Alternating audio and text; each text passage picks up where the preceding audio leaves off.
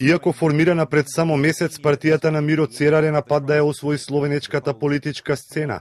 49-годишниот правник, универзитетски професор и син на некогашниот шампион во гимнастика Мирослав Церар успеа на граѓаните да им го продаде сонот за просперитет на Словенија, која во последнава година се соочи со најголемата економска криза и серија политички и корупцијски афери.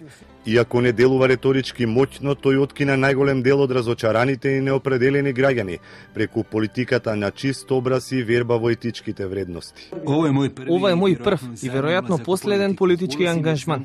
На Словенија ќе донесеме свежа крв и нови реформи.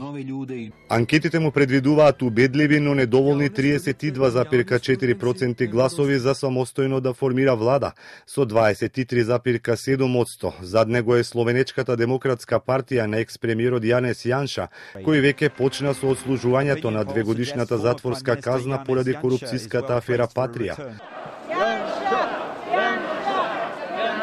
Токму пред изборието го одбележаа протестите на неговите сопартијци кои бараат ослободување на својот лидер пред Врховниот суд и затворот во Љубљана, каде тој е веќе 23 дена. За нив Јанша е политички затвореник и жртва на елитите блиски до некогашниот претседател Милан Кучан и до корумпираната транзицијска левица. Знаеме дека Јанша е неправедно затворен. Ние ќе продолжиме да се собираме пред судот и да ја бараме правдата. Словеничката демократска партија има добри шанси на изборите и затоа тој е во затвор. Оценуваме да кратко трчено. Режимот на Братушек ќе падне и казната ќе стаса во најкраток рок. Сите знаат дека Јанша е невин. Парламентарните избори втори предвремени во последните 3 години беа распишани откако премиерката Аленка Братушек го загуби лидерското место во владеачката Позитивна Словенија. Таа поднесе оставка, а сега партијата се соочува да не избори место во парламентот.